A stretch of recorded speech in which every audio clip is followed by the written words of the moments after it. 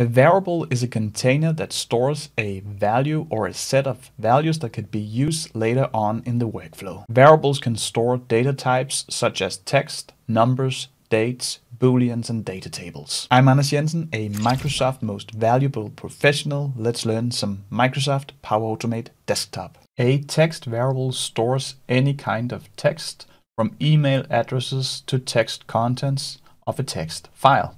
To create a text variable, go up to Actions, search for a set variable, and drag it in. Here we will call it our text, and as you can see as I click up here, a variable is surrounded by percentage signs. Up here you don't need to write them, because if I write our text, I click away, Power Automate Desktop automatically adds them. Whenever we want to refer to this variable later on in the workflow, we will type this text and remember the percentage signs. Let's give it a value. Here I'll say it was a bright, cold day in April, and the clocks were striking 13, like this. This is the text that we want to work with. So I click Save here. If I run my robot by clicking Run up here, nothing happens. But over here in Flow Variables, you can see that this variable got initialized. And if I expand it a bit, here's our value. The variable type, you can see that by text value. This is a text variable. We can manipulate a text variable in all possible ways. For example, let me close this here and go up to Actions. Find a crop text and put it in here. We will need a text to work on, and this is our text up here. A smart thing is that if you click this little X out here to the right, then you can select variables. We only have one, so we can double click our text or click it and then click Select. Either works. Always use these variable pickers whenever you can. That reduces the risk of errors. We don't misspell these things. So now we have our text here to work with. Let's say I want everything after the comma and the space, so that will be and clocks were striking 13. Click the mode here, the drop down, say get text after the specified flag. The start flag, that will be a comma and then a space. Down here we can see that a variable called cropped text is produced. That will be everything after the comma and is flag found. That is, if this comma and space is found in our text. If I click Save here and run the robot once more, we can see that the is flag found is indeed true. So it finds it, and that's what we expected. And if I go into cropped text, I can see that and clocks were striking 13. Mission accomplished. One other common text manipulation action is the replace.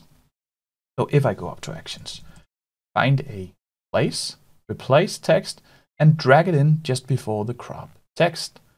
So the text to pass, that will be our text up here. And again, remember to use the variable pickers out here. So click the X, double click the our text.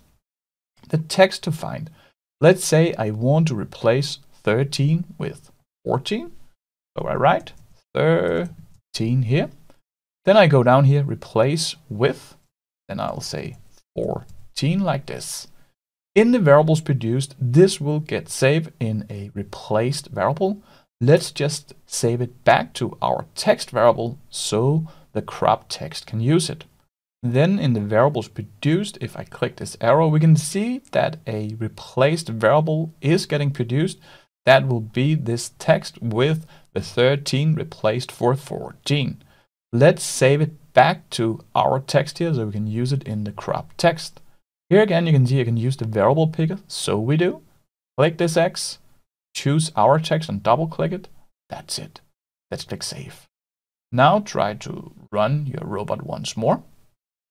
Go over to the cropped text. Here you can see and clocks were striking 14. And actually you can also click Close here. If you open up the our text, you can see that we replaced 13 with 14. That's why our crop text says 14 in the end as well. Click Close. Now go up and click Variable. Hold Shift in on your keyboard and click Crop Text. right click and then disable actions. This means that if I run the robot now, these actions will get ignored, but we save them for later if we want to recap what we learned today. The next variable type is numericals, that is all numbers. Go up to actions, find a set variable and drag it in here. We will give it a name. Let's say salary 2022. And again, if I click away, Power Automate Desktop will automatically add these percentage signs. That means that this is a variable. In the value, we will give it a numerical value. That could be 51456 and then 0.5. This will be the salary for 2022. If I click save here, I run the robot once more. Then I go over here to my flow variables. I double click it. Now we can see that this is a numeric value. That was expected. And we click close. It's important to say that this flow variables, these variables that get shown over here are the variables that getting initialized here in the flow. It will show the last value the variable have. And here we only have one action. So of course this will be the value that we gave it. Then I can click close. We can do all sorts of mathematical operations. We surround the math with percentage signs. To find our 2023 salary, our 2022 salary gets adjusted with inflation, which was 6.5%. Let's create that calculation. Go up and find a set variable and drag it in here. The variable name, that will be inflation. So the inflation was 6.5%. We can write this as 0.065. This is 6.5%. Then we can click save. Now you can find another set variable and drag it in here. Drag it down here. We will call this salary 2023. And what we want here is that we want to add 6.5% to this amount. So go down here. We agreed that a math operation should have percentage signs in the start and in the end. And we can start doing that by simply just clicking this X here, double clicking the salary 2022. We now have the percentage sign in the start and in the end.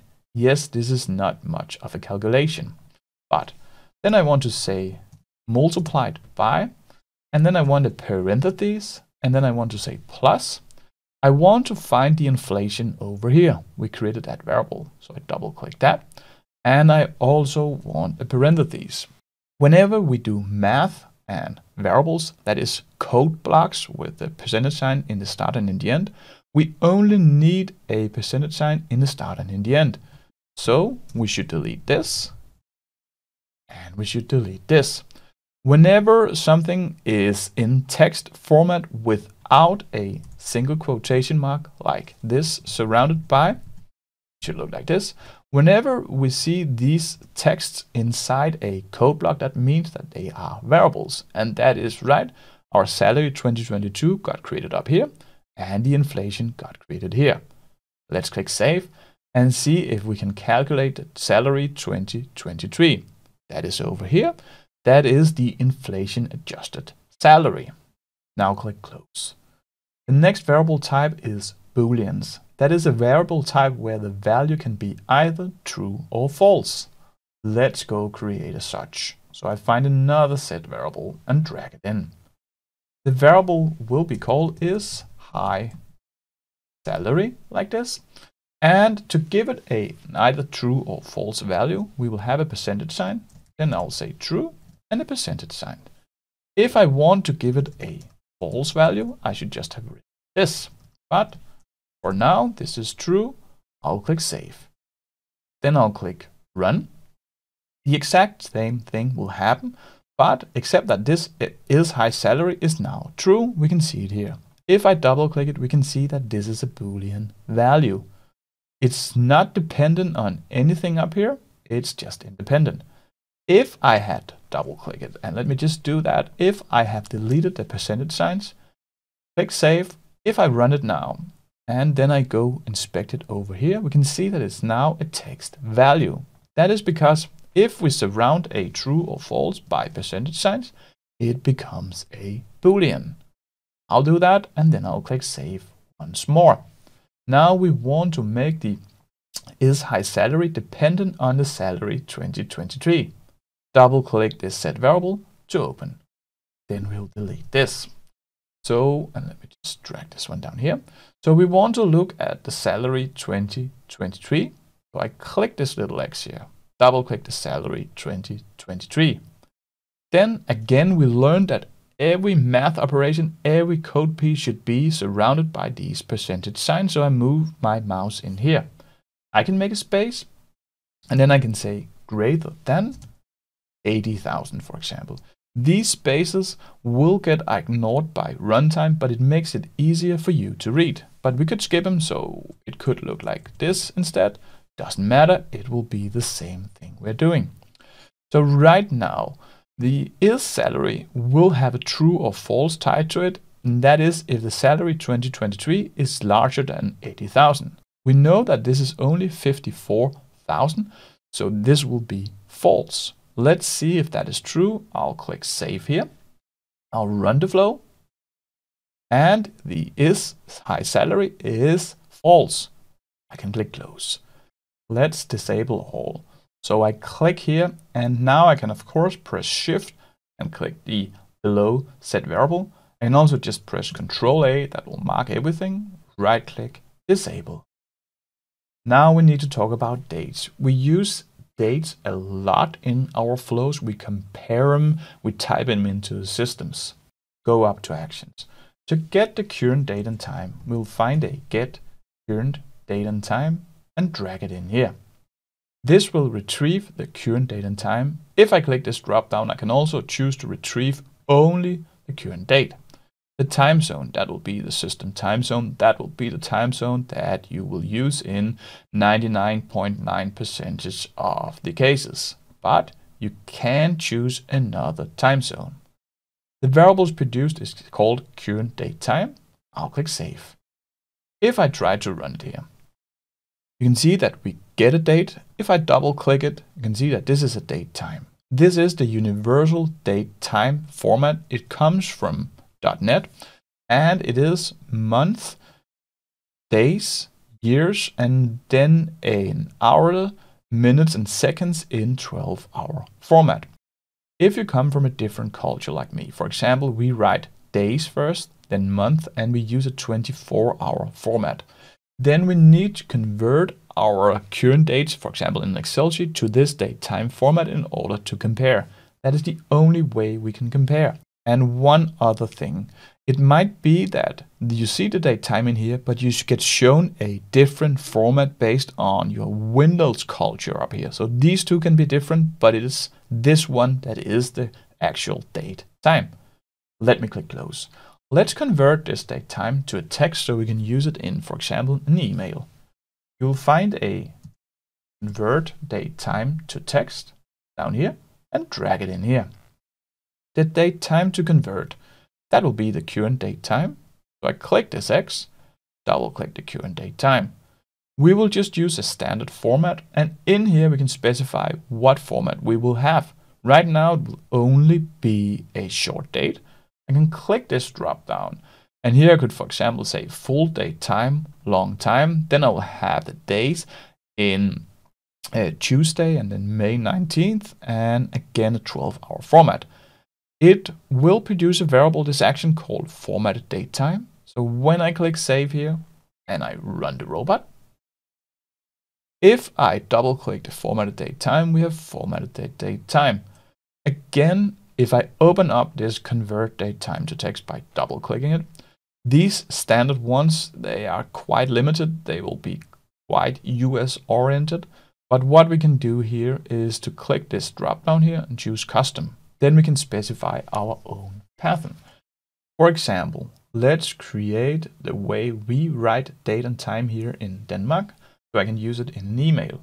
So I'll write 2 D's, that will be days, a /, 2 big M's, / 4 Y's, that will be years, then space, hours, colon, and minutes. This is .NET custom date time format. You can easily Google it and learn everything about it. It's very easy, especially if you use it in Excel. You don't have to use these forward slashes, by the way. You can also just say, I want this DateTime format. But let's try to click Save. Try to run the robot and see that we can actually format the current DateTime to a formatted DateTime. I double click it. Now you can see we formatted it to a text value. We can use it in email or write it to Excel. Click Close here.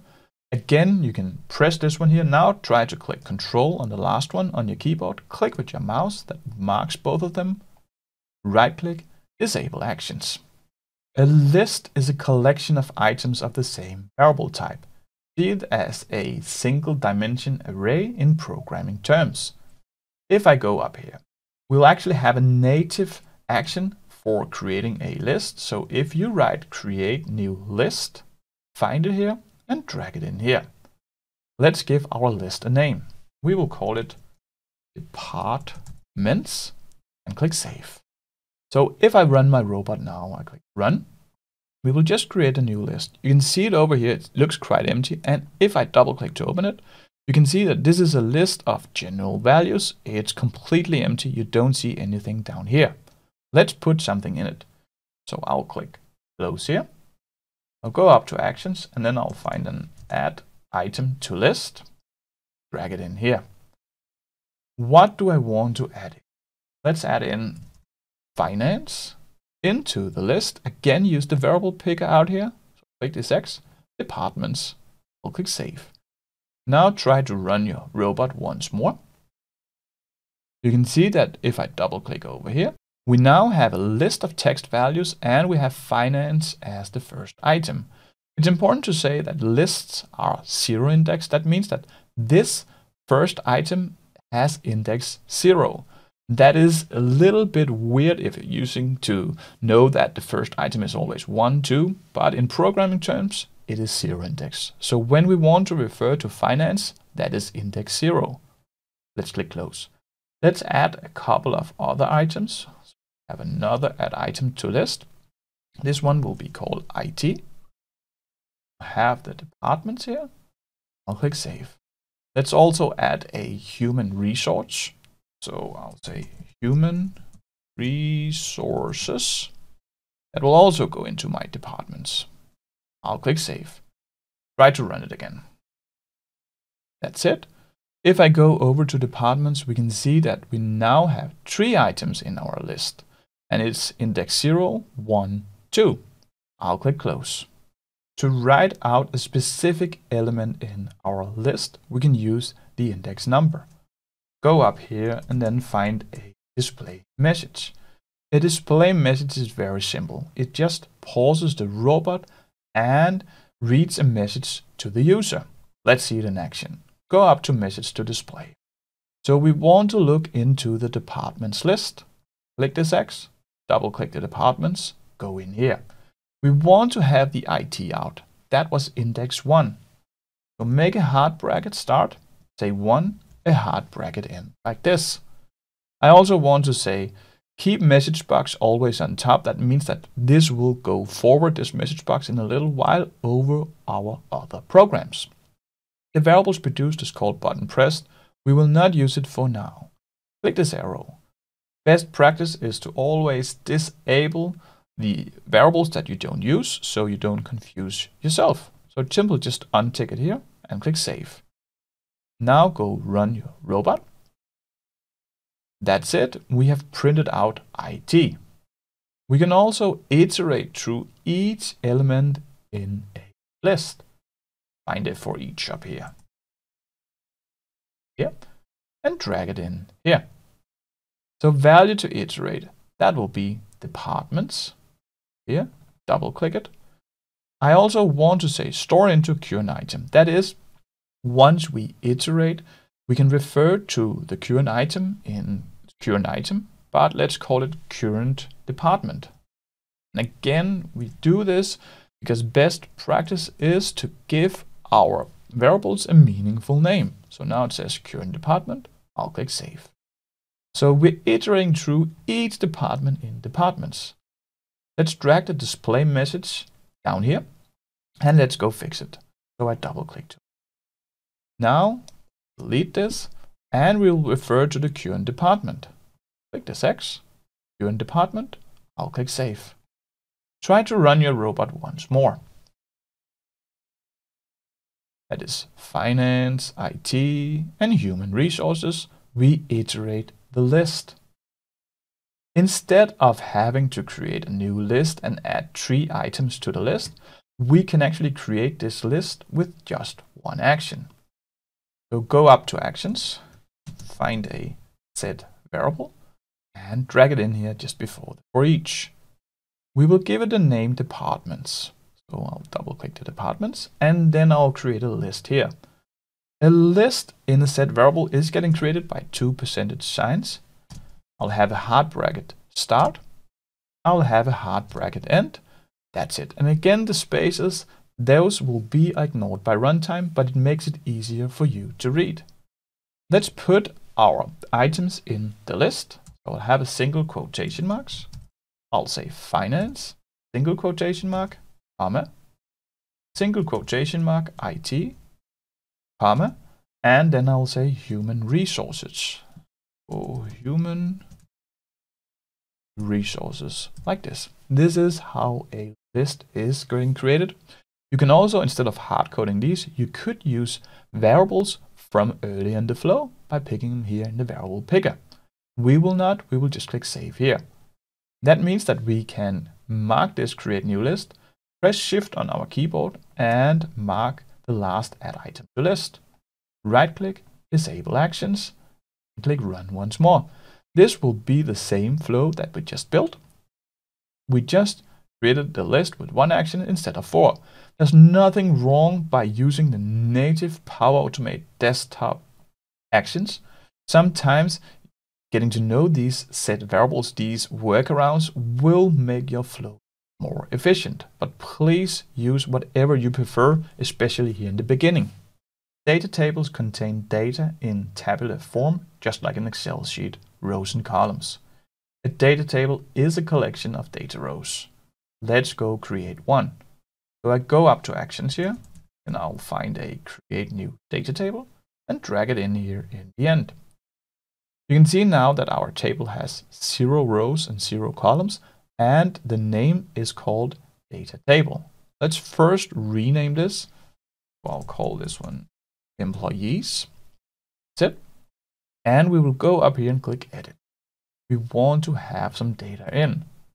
We will have a 2-column data table. So I can double click the column 1 and I can write name. Double click the column 2 and then I can write salary. Let's fill in some data. So in here, I will have Anna. Her salary will be 72,000. We will add more rows. So I'll click this plus 2 times and then I can add more data. Becky. I will also give her a salary 67,500. Again, you can jump between these. If you click enter here, you can see I can jump with the arrows if you prefer that instead. And simply just start writing here. I can say Clara, and I can have it out here. I can say 76,000 like this. So this is my data set. Click save, run it again. If I go over here to employees and double click, first of all, you can see that this is a data table. That was what we expected. You can also see that we have our 3 rows and 2 columns. Again, it's 0 indexed. That means if we want to refer to the first row, we will say index 0, second row index 1, the third row index 2. I'll click close. Let's try to get the second row, that was Becky. So find a display message. Again, a display message pauses the robot and display a message to the user. The message to display. I want to get the first row from here. So then I'll click X, double click the employees and go up here. Simply just in a hard bracket, write in 1, that will be the second row. Keep message box always on top. And we will disable this button pressed since we're not going to use it. I'll click save, run it once more. Now we got the Becky row out, clicked OK, that's it. Now I want to write out Becky's salary, and let's inspect the data table once more. So we are writing out this entire row. I just need to specify the actual column. And we can see here that this is the first column, this is the second one. And again, these columns are 0 indexed. So this will be 0 and 1. I can click close here. So try to open up the display message once more. Go in here. Have a hard bracket start. And here I'll say 1 and a hard bracket end. Then I can click save. Try to run it once more. That's it. We got Becky's salary printed out. I can click OK. Another thing we could do to make it even more stable was to double click the display message.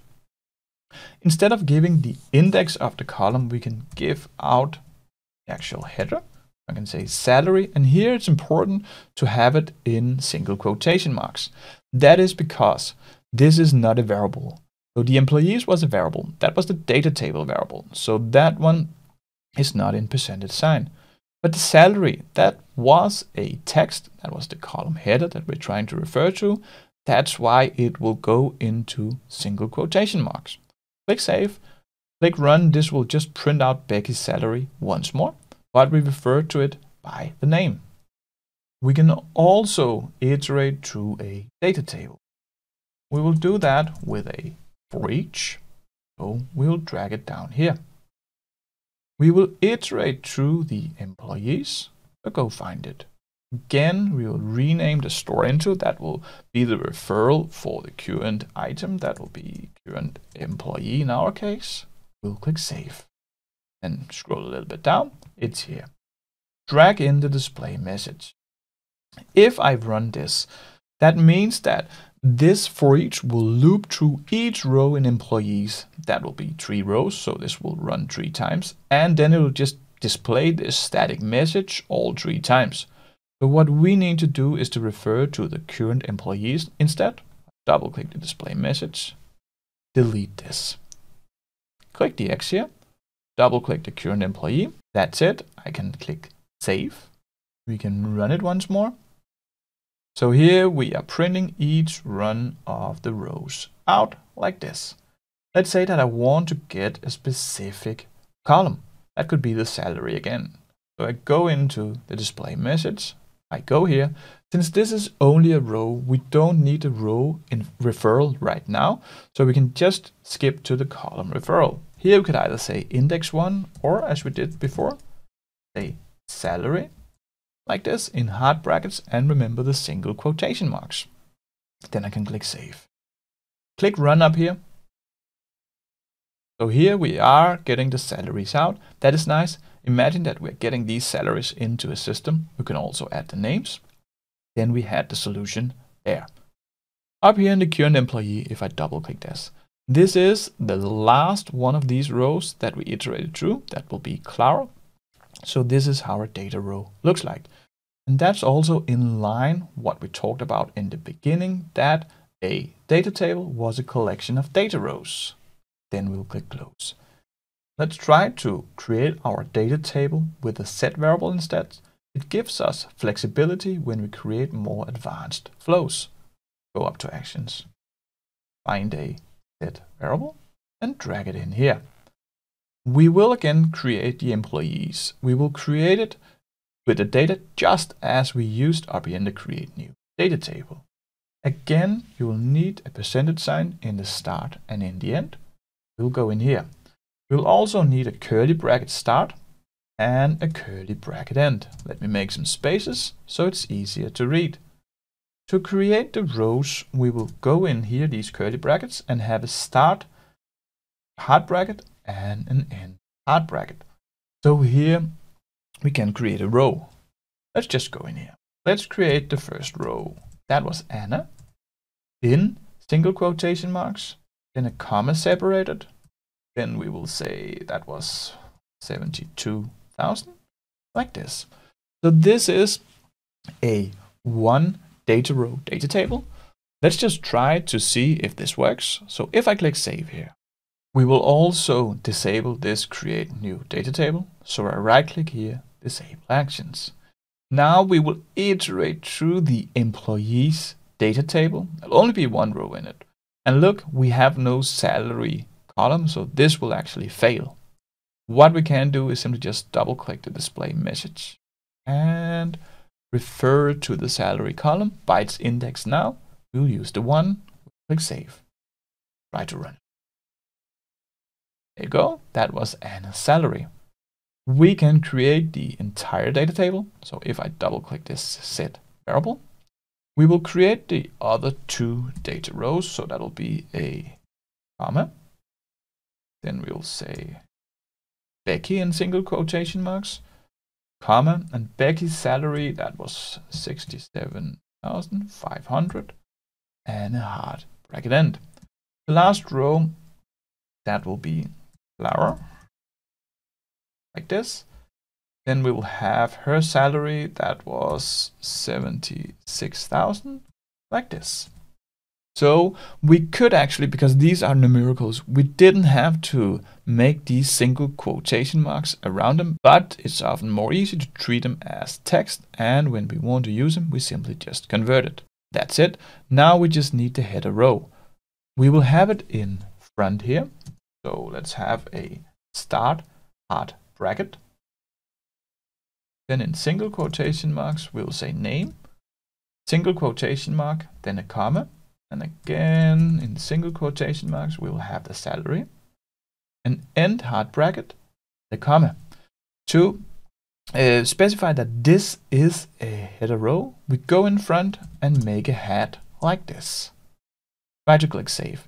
If you get an error, you have put in a comma wrong or maybe a single quotation mark, make sure you write it, let me double click it, directly as you see it here, otherwise it will not work.